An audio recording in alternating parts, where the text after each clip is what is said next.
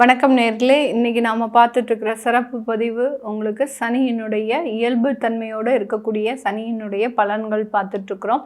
அதாவது காலபுருஷனுக்கு 12ஆம் இடமான அந்த மீன ராசியில் சனி பகவான் பெயர்ச்சியாகி வந்ததுலேருந்தே பார்த்திங்கன்னா எல்லாருக்குமே ஒரு சில கேள்விகள்.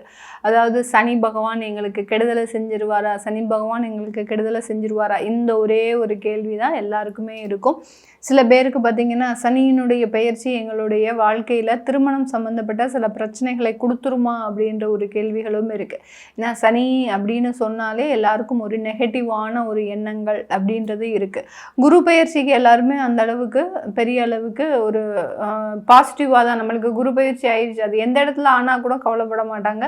குரு பயிற்சி ஆகிட்டார், நம்மளுக்கு நல்லது தான் நடக்கும் அப்படின்ற மாதிரியான பாசிட்டிவ் எந்த அளவுக்கு இருக்கோ, சனியினுடைய பயிற்சி பார்த்திங்கன்னா எல்லாருக்குமே ஒரு நெகட்டிவான ஒரு தாட்டை கொடுக்கக்கூடிய ஒரு கிரகம் தான். இப்போது நம்ம அதனுடைய பலன்கள் தான் பார்த்துட்ருக்குறோம். அதில் இந்த சனி பகவான் ஜூலை மாதத்திற்கு பிறகு வக்ரம் அடைய போகிறாரு. அதற்கு முன்னாடி இருக்கக்கூடிய 2 மாதங்கள் எப்படி இருக்க போகுது அப்படின்றது தான் நம்ம இந்த பதிவில் பார்த்துட்டு வந்துட்ருக்கோம்.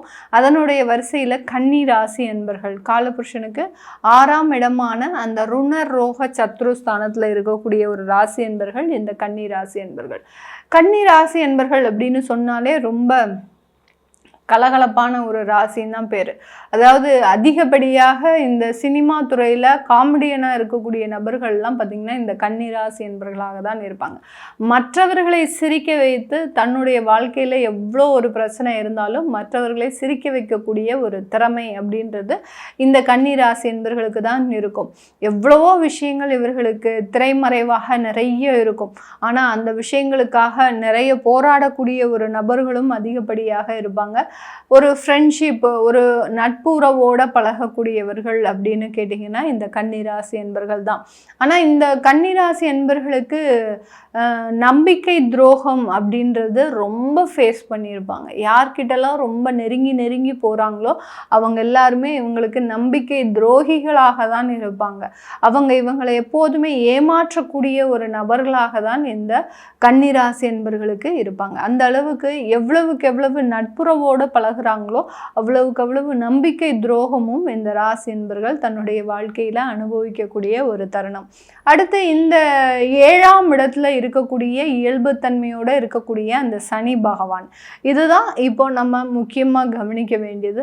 இந்த அடுத்த 60 நாட்களில் இந்த இயல்புத்தன்மையில் 7ஆம் இடத்துல இருக்கக்கூடிய அந்த சனி பகவான் என்ன ஒரு விஷயத்தை உங்களுக்கு மாற்றம் செய்ய போகிறார்.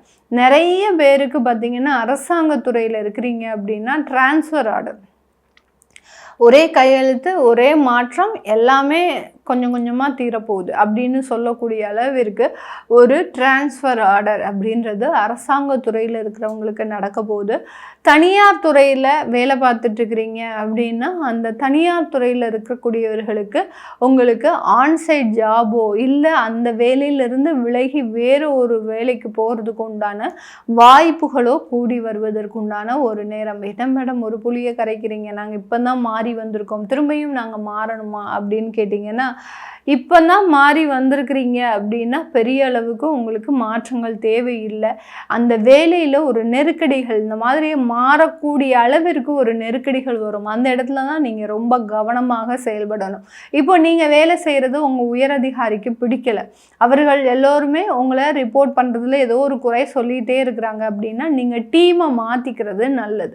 உங்களுடைய உயரதிகாரிகளினுடைய டீமை மாற்றிக்கிறது நல்லது. வேறு டீமுக்கு போகும்போது அங்கே உங்களுக்கு ஒரு நல்ல ஒரு சேஞ்சஸ் அப்படின்றது கிடைக்கும். இந்த மாதிரியான சின்ன சின்ன சேஞ்சஸை செஞ்சுக்கிட்டீங்க கன்னிராசி என்பர்கள் அப்படின்னாலே அதில் ஒரு நிறைய ஒரு மாற்றங்கள் இருக்கக்கூடிய ஒரு நேரமாக இருக்க போது அடுத்த வரக்கூடிய 60 நாட்களுக்கு. அடுத்து திருமண உறவுகள் அப்படின்னு சொல்லும்போது எல்லா இடத்துலையும் பிரச்சனையாக இருக்குது மேடம். அந்த திருமணத்தில் பார்த்தீங்கன்னா எங்களுக்கு ஒரு சாட்டிஸ்ஃபேக்ஷனான ஒரு அமைப்பே இல்லை. திருமணத்தினால நான் நிறைய கஷ்டப்படுறேன்.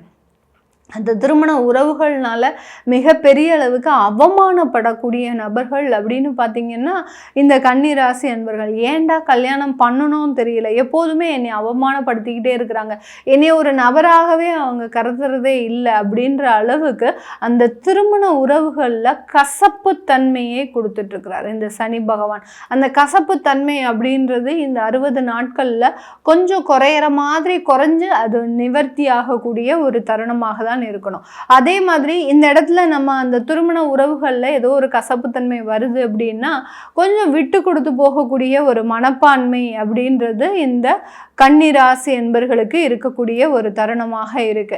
இந்த விட்டு கொடுத்து போகக்கூடிய ஒரு மனப்பான்மையினால பார்த்தீங்கன்னா வரக்கூடிய ஒரு 2 வருடங்களுக்கு அந்த திருமண உறவுகள்னால நிறைய ஒரு மாற்றங்கள் அப்படின்றது கண்டிப்பாக இருக்கும்.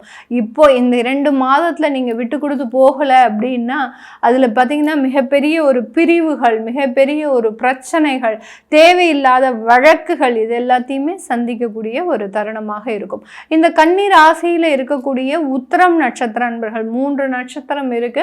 அதுல முதல்ல இருக்கக்கூடிய ஒரு நட்சத்திரம் உத்திரம் நட்சத்திர அன்பர்கள். இந்த உத்திரம் நட்சத்திர அன்பர்களுக்கு உத்திரத்துல ஒரு குழந்தை பிறந்ததுன்னா ஊர்கோடியில ஒரு நிலம் இருக்கும் அப்படின்றத சொல்லுவாங்க. இந்த ஊர்கோடியில நிலம் அப்படின்றது பார்த்தீங்கன்னா இந்த உத்திரம் நட்சத்திர அன்பர்களை பார்த்தா தான் தெரியும். அவர்கள் பார்த்தீங்கன்னா அந்த பிறந்த ஊர்ல இருக்கவே மாட்டாங்க. இவர்கள் எந்த இடத்துல பிறந்தாங்களோ அந்த இடத்துல இருந்து ரொம்ப தொலைவாக தான் தன்னுடைய லைஃபையே செட்டில் பண்ணக்கூடிய ஒரு அமைப்பு அப்படின்றது இருக்கும்.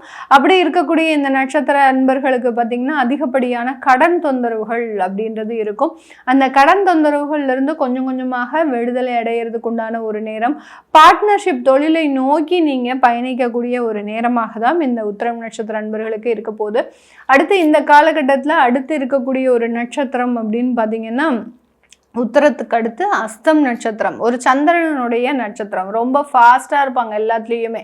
இந்த ஒரு அந்த ஸ்மார்ட்னஸ், ஒரு ஃபாஸ்ட்டு தன்மை, அடுத்து பார்த்தீங்கன்னா ரொம்ப கிளவராக வேலை செய்கிறது, ஒரு புத்தி கூர்மை, இது எல்லாமே இந்த அஸ்த நட்சத்திரத்திற்கு இருக்கும். ஒரு விஷயத்தை சொன்னால் உடனே அதை கிரகிச்சுக்கிட்டு அதை ஒரு 10 விதமாக வெளிப்படுத்தக்கூடிய ஒரு நபர்கள் அப்படின்னா இந்த அஸ்த நட்சத்திர அன்பர்களுக்கு தான். இவர்களுக்கு இந்த காலகட்டத்தில் இந்த சனியினுடைய 60 நாட்கள்ல பார்த்தீங்கன்னா உங்களுடைய படிப்பு ரீதியான விஷயங்கள்ல நிறைய வளர்ச்சிகள், நீங்க என்ன நினைச்சு படிக்கணும்னு நினைச்சீங்களோ அது எல்லாமே ஈடேறுவதற்குண்டான ஒரு நேரம். அடுத்து பார்த்தீங்கன்னா பெற்றோர்களினுடைய உடல்நலன்ல நல்ல ஒரு வளர்ச்சிகள் இருக்கக்கூடிய ஒரு நேரம். அடுத்து நிறைய கையில பணப்புழக்கங்கள் அதிகப்படியாக இருக்கக்கூடிய ஒரு நேரமாக தான் இந்த அஸ்தம் நட்சத்திர அன்பர்களுக்கு இருக்கக்கூடிய ஒரு தருணமாக இருக்க போகுது. அடுத்து சித்திரை நட்சத்திர அன்பர்களுக்கு இந்த காலகட்டம் ஒரு ப்ராப்பர்ட்டி சம்பந்தப்பட்ட சில வளர்ச்சிகள்லாம் இருக்கும். எங்கே எடுத்தாலும் ப்ராப்பர்ட்டி வாங்குறதெல்லாம் சில முனைப்போடு இருப்பீங்க. ஏன்னா அந்த சனி பகவான் 10ஆம் பார்வையாக உங்களுடைய 4ஆம் இடத்தை பார்க்கறதுனால இந்த சித்திரை நட்சத்திர அன்பர்களுக்கு என்ன வேலை செய்தோ இல்லையோ அந்த மைண்டில் பார்த்தீங்கன்னா ப்ராப்பர்ட்டி வாங்கணும், சொத்து வாங்கணும், நகை வாங்கணும், வீட்டில் நல்ல முதலீடு சேர்க்கணும், ஒரு சேவிங்ஸ் இருக்கணும், இந்த மாதிரியான சில எண்ணங்கள் மட்டும்தான் இந்த சித்திரை நட்சத்திர அன்பர்களுக்கு இந்த 60 நாட்களில் இருக்க போது. இது எல்லாமே நம்ம கோச்சார நிலவரப்படி பலன்களை கணிச்சு சொல்லியிருக்கிறோம். உங்களுடைய சுய ஜாதக திசாபுத்தி பலன்களை பார்க்கணும் விருப்பப்படுறவங்க கீழே இருக்கிற நம்பருக்கு வாட்ஸ்அப்பில் அப்பாயின்மெண்ட் வாங்கிக்கிட்டு நீங்கள் கன்சல்ட் பண்ணிக்கலாம். உங்களுடைய குழந்தைகளுக்கு ஜாதகம் எழுதணும், நியூமராலஜி படி பெயர் வைக்கணும்னு நினைக்கிறவங்களும் கீழே இருக்கிற நம்பருக்கு வாட்ஸ்அப்பில் மெசேஜ் அனுப்புங்க. அதற்குண்டான விவரங்கள் தெரிய வரும். உங்களிடமிருந்து விடைபெறுவது உங்கள் ஆஸ்ட்ரோ பூர்ணா. நன்றி, வணக்கம்.